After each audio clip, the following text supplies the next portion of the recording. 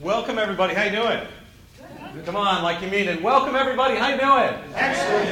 It's nice to have you here. I want to start you folks off with a question. If you love to do something no one else wanted to do, how would it change your life?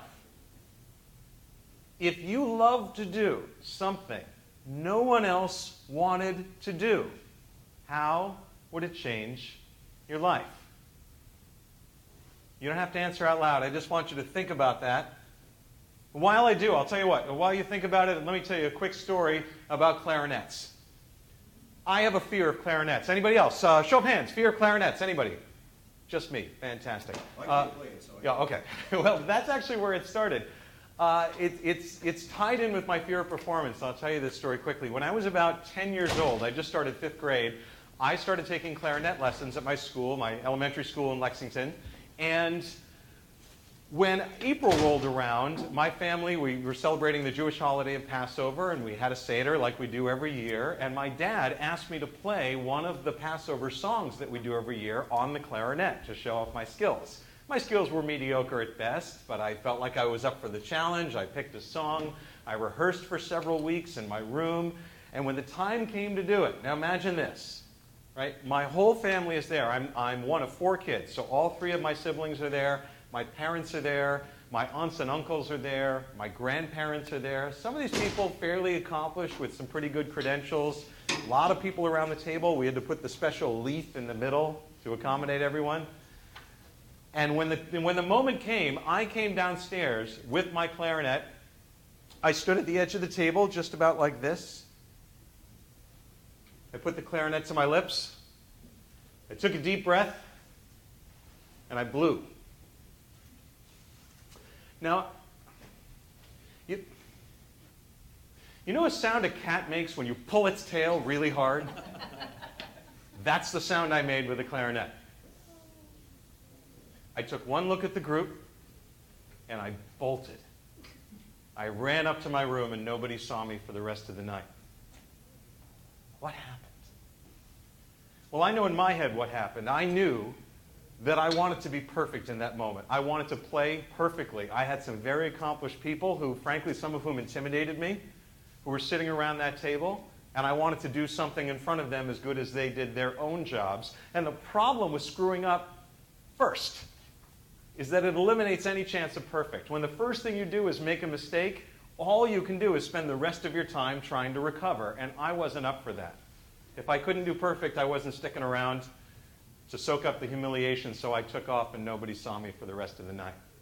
Now, it doesn't have to be clarinets, and by the way, I've gotten over that fear, but does anybody else have a fear of a particular speaking situation like that? Has anybody else experienced speaking anxiety like that? Maybe you were giving a wedding toast.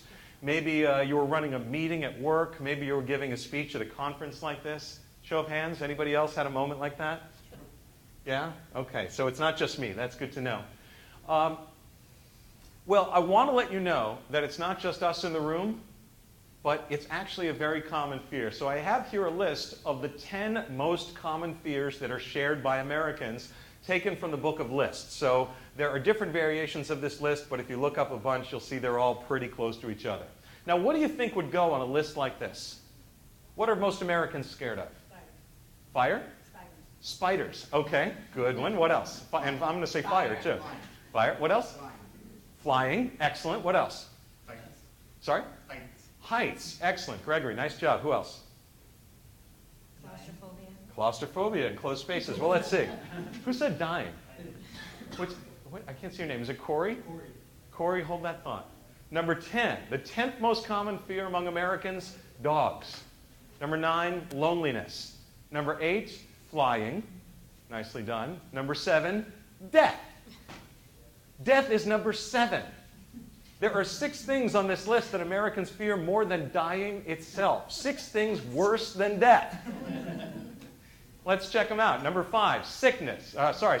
Sickness, deep water, fear of drowning. Number 4, money problems. Interesting one. Number 3, insects and bugs, like, was it spiders? Yeah. Number 2, heights. And the number 1 most common fear among Americans, anybody want to take a guess? Public speaking. Public speaking. This list blows my mind every time I see it. Numbers 2 through 10 are all things that could actually kill you. Public speaking, which by and large offers no physical threat whatsoever, beats them all. What is it doing on this list? It really has no business being here, never mind winning. But there it is. As Jerry Seinfeld said, since public speaking is number 1 and death is number 7, that means that if you were at a funeral, you would rather be in the casket than delivering the eulogy. Right? Sound familiar? All right, so I want you to know that me and my fear of bad clarinet performances and you and your fears of public speaking, we are not alone. This is the single most common fear in the country. So let me ask you this. How could conquering America's #1 fear help you?